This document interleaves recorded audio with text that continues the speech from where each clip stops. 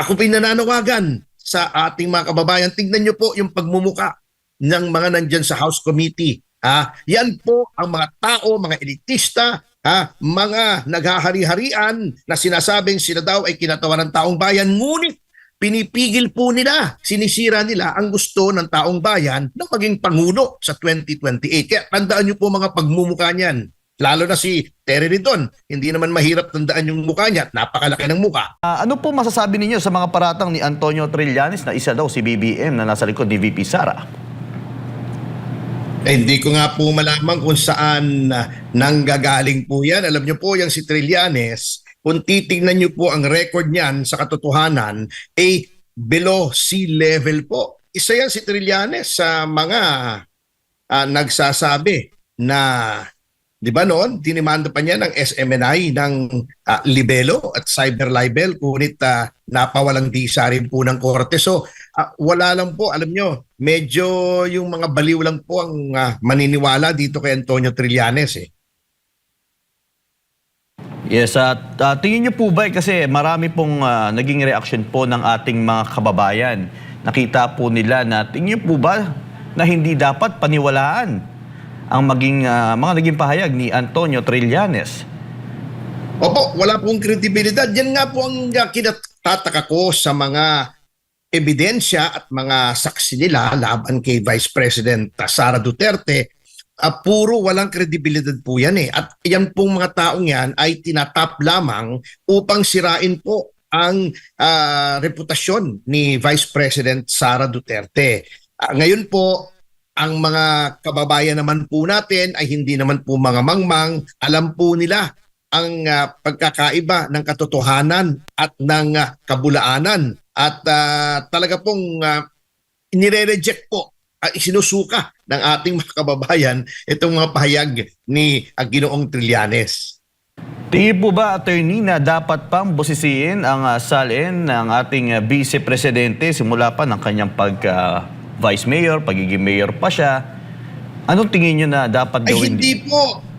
Hindi po, Sir Franco, Sir Adbar. Mali po yun. Sapagkat ito pong dinidinig po ng House Justice Committee ay tungkol po sa impeachment kung may sufficient grounds para i-transmit po. Yung noong Vice Mayor po at Mayor, si Vice President Sara Duterte, hindi po siya impeachable official noon. Alam niyo po, bibigyan ko kayo ng isang ehemplo kung bakit hindi dapat yan. Parang ako po, halimbawa, inaway ako ng misis ko. Sasabihin niya, uy, noong 1995, apat-apat ang girlfriend mo. Hindi ko pa naman siya asawa noon. Hindi ko pa nga siya kilala noon. So, ganun po yun eh. Ano pong koneksyon ng mga SALN ng isang hindi impeachable official at that time dito po sa mga grounds for impeachment. At klarong-klaro po, kaya inuungkat lamang po yan para again, ay sirain po ang reputasyon ni Vice President Sara Duterte. Opo, attorney, magandang umaga. Si Admar po ito. Tapos, pinapamukha pa nila na hindi pala milyonaryo lang hindi pala ordinaryo ito si VP Sara. Bilyonaryo pala ito. Kinwenta lahat yung pagpasok, paglabas, in-add up at umabot sa bilyong-bilyong piso. Tama po ba ang gano'n na pagbasa sa pera ng isang individual po na nasa kanyang bangko, attorney?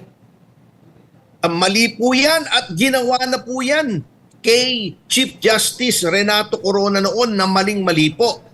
Bigyan lang naman po natin ng isang ehemplo. Halimbawa, meron po akong 100,000 sa bangko. Nag-withdraw ako ngayon ng 50,000. Pagkatapos, bumalik 40,000. Minidro ko 30,000. Hindi nyo po pwedeng kwentahin pong lahat yun. Kasi for all you know, yun din po may pinagamitan lamang at ibinalik lamang. Or meron lang ginamit yun para tustusan ng kung ano, ibinalik lamang. Hindi po ganoon ang pagkwenta po. Titingnan po natin yan in the proper context. Kaya nga po, ang sinasabi nila, yung SALN ay snapshot lamang yan ng isang moment in time kung saan nangyari yung mga bank deposits, yung mga movement ng bangko, yung ng pera sa bangko. Katulad po nung kay Chief Justice Corona, napatunayan po na magwi-withdraw sila, ilalagay nila sa ibang bangko kasi naghahanap po sila kung saang bangko may mataas-taas na interes. Hindi po natin alam eh. Kung yun lamang po ang titingnan natin, deposit withdraw, eh hindi po ano yun, hindi po sapat na batayan yun para sabihin may hidden wealth. Or merong unexplained wealth. Maling-mali po yun. Yan po ay very simplistic at again po, uulitin ko, ginagawa lamang po yan para palabasin na sa ngayon pa lamang, wala pang trial sa Senado ay may kasalanan na si Vice President Sara Duterte. Propaganda lamang po yan na hindi dapat pakinggan at paniwalaan ng ating mga kababayan. Opo. Meron pong maaring dalawang batas na nakakasaklaw po dito, no? Ano po bang sinasabi doon sa Bank Secrecy Law at doon sa AMLA na posibleng may nalabag Yun na po, opo. dito po sa nangyari po? Yan pong yung mga sinasabing suspicious transaction at covert transaction, dapat pong malaman ng ating mga kababayan kung anong ibig sabihin yan. Yun pong covert transaction, automatic po yun. 500,000 and above, yan po ay covert transaction ayon sa Anti-Money Laundering Act. Yung suspicious naman, ganito po yan, ano? Kung ang nagdedetermine po kasi kung sinong suspicious o hindi naman hukuman. Yung bangko, sinasabi nila, bakit ganito to? Bakit ka hinahinala ito? Ngunit hindi ibig sabihin na suspicious transaction ay illegal na po yun. Sapagkat, yung suspicious transaction, baka mayroong paliwanag at naghihintay po ng paliwanag. Halimbawa po, yung driver ko nung isang araw, pinabili ko ng gamot, binigyan ko ng 1,000 piso. Ang alam ko ang presyo ng gamot na yon ay 500 piso.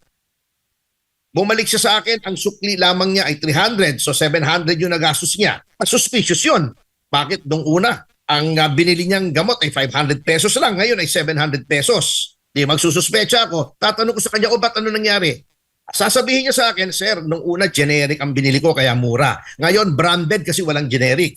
Yung suspicion ko ay nawala na. So hindi ibig sabihin sinabi ng bangkong suspicious transaction yan na flag, illegal na yan kaagad. Sapagkat yan po ay maaring i-justify at ipaliwanag. So again, propaganda na naman po yan laban kay Vice President Sara Duterte. Po, kung may paglabag po dito, attorney, sino-sino po yung maaring mapanagot po dito? Yung nagbigay ng pahintulot sa kanya na ilahad itong mga kasama yung sa AMLA? Kasi dinitalye, pati yung mga sinasabing banka transaction at iba pa po, attorney. Lahat po ay dapat managot. Kanya lamang po, yan ay, unang-una, yung mga congressmen, yan po ay pwedeng patawan ng ethics complaint sapagkat alam niyo po si Chairman Luistro ng Justice Committee isang abogado. Alam po niya ang batas. Bakit bagamat klarong-klaro na labag po yan sa Bank Secrecy Law at saka sa Anti-Money Laundering Act ay ginawa pa niya. Yung pong sinasabi po nila na exception yan, yung impeachment, yan po ay impeachment doon po sa trial sa Senado, hindi sa House Committee on Justice at hindi rin po sa House. Bakit ko po sinabi yan? Kung titignan nyo po yung batas, nakalagay doon po doon, may bank secrecy. Meron nga pong exception. Anong nakalagay doon sa exemptions? In cases of impeachment. Ang sitwasyon po ngayon, Sir Franco, Sir Admar, ay wala pa pong impeachment. Bakit? Sapagkat ayon po sa jurisprudence at ayon sa ating konstitusyon, ang isang tao ay impeached lamang kapag yung articles of impeachment ay pinadala na po sa Senado. Prior to that, an impeachable official is not yet impeached. So, sa puntong ito po, at this time, wala pa pong impeachment against Sara Duterte and therefore hindi po pasok sa exemption yon. Wala rin naman pong court order sapagkat ang House Committee on Justice ay hindi korte. Ang dami na pong desisyon ng Korte Suprema ang nagsasabing yan. Ang mga komite ng legislatura ay hindi korte, hindi NBI, hindi police, hindi law enforcement agency. Ngunit etong ginagawa nilang to ay in connection with their powers and duties under the Constitution, either to legislate or, in this case, in conducting hearings, not trials, not trials, hearings at towards the end of determining whether or not a certain impeachable official should be impeached. So, nandun po ang klarong-klarong paglabag sa batas yan. Dito naman po sa pahayag din ni Vice President Sara Duterte na kini-question niya yung timing din na naging desisyon ng COA dito. Ano po ba yung patakaran po sa COA kung meron po mga notice of disallowance? Natanong yung timing nito, and at the same time, ito na ba yung penal? At pag meron bang ganito, automatic ba na meron agad na nanakaw sa pera ng bayan, or may dapat lang na i-comply, o ano ba ang dapat na tanda natin, attorney? Ay, hindi po. Mahabang proseso pa po yan. Yan ay parang, yun pong sa piskal, na pag nagkaroon ng finding of probable cause at yan ay inihain sa korte, hindi ibig sabihin na ikaw ay guilty na ng isang krimen. Ganito po yan, ano? Napakahabang proseso po yan. Kapag kayo ay nabigyan ng notice of disallowance, yan po ay pwede nyo pang iapila sa direktor ng Commission on Audit, yung direktor po. Kapag yung apila nyo ay hindi napagbigyan, pwede pa kayong mag-MR. Kapag yung MR nyo ay dinenay, pwede pa kayong umakyat sa Korte Suprema under Rule 43, sapagkat under Rule 43 po ng ating Rules of Court, ang desisyon ng mga constitutional bodies, COMELEC, yung Civil Service Commission at ang COA ay appealable pa sa Korte Suprema. Kaya hindi pa po final yan. Bibigyan ko po kayo ng isang example. Yung case po ni Commissioner Rowena Guanzon. Di po ba noong 2022 ay ang COMELEC natin na isang constitutional body ay nagdesisyon na pwedeng maging nominee at representative ng isang party list si Binibining Guanzon. Ngunit kinontes po yan ng Duterte Youth Party List. Ayan, kanina nakita ko na naman yung kaibigan nating si Chairman Ronald Cardema. Noon pong inakyat namin sa Supreme Court na TRO at hindi nakaupo si Commissioner Guanzon. At later on, sinabi ng Supreme Court, mali ang COMELEC. Hindi nila sinabing dapat na legal yung pag-substitute ni Commissioner Guanzon bilang nominee ng yung kanyang party list, yung P3PWD po yata yon, hindi ako nagkakamali. Ganon din po ang COA. Hindi porket may notice of disallowance, final na yan. May ninakaw at kailangang ibalik. Ang makakasabi lamang po na pinalyan at talagang may problema at kailangang ibalik yung pera ay walang iba kundi ang kataas-taasang hukuman kapag inapila na po under Rule 43. So yung sasabihin nilang may notice of disallowance na ngayon at merong liability si Vice President Sara sa pera ng bayan, isang malaking kasinungalingan po yan. Hindi po ganyan ang proseso ng ating batas pagdating po sa Commission on Audit. Opo. Dito naman po sa pagbusisi sa kredibilidad ng sinasabi nilang research person or witness, matatanda natin sa mga pagdinig, no? Common na mga pagdinig o regular na mga pagdinig dyan sa Kamara, sasabihin agad nila na dapat bubusisiin bago bigyan ng pagkakataon na makapagsalita dyan, no? Pati nga sa Senado, di ba? Kaya nga medyo natagalan na mag-imbestiga doon sa mga pahayag ng 18 Marines. Pero dito naman po sa pagpayag nila na makapagsalita yung ilang mga resource person at nagtangka yung ilan sa mga mambabatas na questionin yung kredibilidad, pina-strike out dahil hindi naman daw nila roll daw yung ganun kasi sa Senado daw po yung pagko-question na dito sa mga nagiging witness o resource person po nila, attorney. Alam niyo po, natatawa na lamang ako minsan dito kay Chairman Luistro na sinasabi niyang hindi yan dapat dyan sa House Committee, dapat yan sa Senado. Ang timano po, Sir Admar, Sir Franco, ang timano hindi na dapat pinatestify si Madriaga dyan sa House Committee. Kasi po, katulad nga nung sinasabi nung iba, and I agree with that, kasama na po rito si dating Justice Ascuna. Yan pong hearing ay hindi trial. Para lamang yan preliminary investigation ng piskal. Preliminary investigation po ng piskal, di ba, magpa-file po kayo ng complaint affidavit. Tatanong lang, ikaw ba ito? Pirma mo ba to? Sinusumpaan mo ba to na ito ay katotohanan? And then tapos na. Then pasasagutin yung kabilang party. Kung merong counter affidavit, kung nag-reply yung complainant, may rejoinder. Doon lamang po ibabase. Kasi nga, sufficiency of ground lamang. Hindi po full-blown trial yan. Hearing lang po yan. Probable cause lang. Ang ginagawa po ni Luistro ginagawa niyang full-blown trial. Ngayon, kung gusto mong full-blown trial, kasama na yung pag-question ng kredibilidad. You cannot have your cake and eat it too. Ang nangyayari po kasi dito sa mga tumutulig sa kay Vice President Sara Duterte, mga ipokrito mga double standard, mga doble kara. Pagka pabor sa kanila, yung pagbebendalo, sige sila. Pero when someone like Representative Marcoleta relies on their flawed procedure at sinasabi niyang, ginagawa mo ng trial, hindi na hearing. So, questioning ko na yung kredibilidad.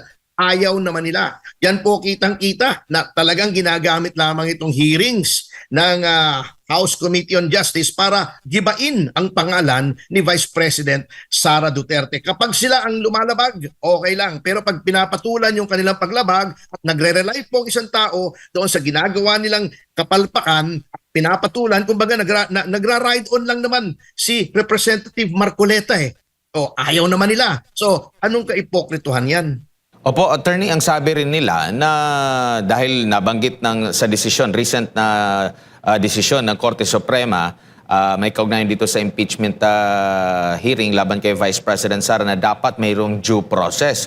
Mayroong due process pa ba yung ganon na hindi nga ma-question yung kredibilidad? Tapos mayroon pa silang gusto na mag-attend ang pangalawang Pangulo at ang kanyang legal team sa Committee on Justice hearing na yan. Pero nung nagsalita si Marcoleta, si Nazal, si Congressman Suntay para questioning nga, rejected lahat. So, anong i-expect natin pag nandoon yung pangalawang Pangulo na siyempre questionin yung mga sinasabi ng mga alegasyon, hindi nila ma-question kasi sasabihin lang din naman na, ay, sa Senado po yan, attorney. Alam niyo nga po puro kaulaluan po yung ginagawa ni Chairman Luistro at ng majority dyan sa committee na yan. At po, yan sinasabi ng Korte Suprema na due process. Due process is the right to be heard. Yan pong due process na yan ay ginagawa nila pang justify na sinasabi lang, sabi ng Korte Suprema, due process, kaya nagtatrial kami rito. Wala naman pong sinasabi ng Korte Suprema na due process is only satisfied if you have a full-blown trial. Ang sinasabi lamang po, the only requirement of due process is that the person being accused of wrongdoing or crime be given the right to be heard. At didinggin, ano po ba nangyari? Di po ba? Nag-file na ng answer si Vice President Sara Duterte. So satisfied na yung demands ng due process. Bibigyan mo ng opportunity to be heard. Kung ayaw sumipot, binigyan mo na ng oportunidad. Hindi kailangan sumipot para due process. At hindi kailangan ng full-blown trial para due process. Ang ginagawa nga po nitong kaipokrituhan, nitong committee na to, unang-una, ginagamit nila yung due process na sinasabi para i-justify na meron silang full-blown trial na wala naman sa batas. Pero ayaw naman nilang pakinggan yung mga kumukontra sa kanila. Yun pong sinasabi nila na dapat daw sumipot si Vice President at pagka hindi siya sumipot, it should be taken against him. Kaipokrituhan na naman yan. Bakit si Laila De Lima nung nag-hearing tungkol sa believed drug trade ni Anino ni Laila De Lima, hindi siya sumipot? Napaka-importante nun para sa kanya, di ba? Ang pinag-uusapan doon, marami, yung Jonel, yung Saba, nagsusubuan ng Saba, bakit hindi siya sumagot? Hindi naman siya sinabihan na, bakit hindi ka sumagot? Hindi naman siya pinipilit na umapir doon sa hearing ng believed drug trade. Si Luistro, di ba? Itinago niya yung asawa niya. Di ba? In-exercise niya yung option to remain silent. Ano nga yun obstruction of justice pa nga yung tutuusin yung itatago mo yung asawa mo, di ba? Yan po ang sinatawag nating double standard at kitang-kita po yan sa majority, sa chairman ng House Committee on Justice at sa mga miyembro nito. Kaya akin pong ako pinananawagan sa ating mga kababayan. Tingnan nyo po yung pagmumuka ng mga nandyan sa House Committee. Yan po ang mga tao, mga elitista, mga naghahari-harian na sinasabing sila daw ay kinatawan ng taong bayan. Ngunit pinipigil po nila, sinisira nila ang gusto ng taong bayan na maging pangulo sa 2028. Kaya tandaan nyo po mga pagmumuka niyan. Lalo na si Terry Ridon. Hindi naman mahirap tandaan yung mukha niya. Napakalaki ng mukha. At eto mga kadunatis, may bagong channel tayo na Moto Politico. While ano mga kadadatics na minsan naboboard kayo na, kasi wala kayo nakikita, kundi yung mga negatibo lang yung naririnig nyo. Kaya eto, gumawa tayo ng Moto Politico na kung saan we will still discuss a touch of politics and motor ride at the same time para naman mag-iiba yung perspective natin. At kayo naman, habang nakikinig sa mga balita, meron din kayong makikita mga good scenery. Please subscribe and visit Moto Politico. Kita-kita tayo doon. Maraming salamat mga kadonatics. Bye-bye.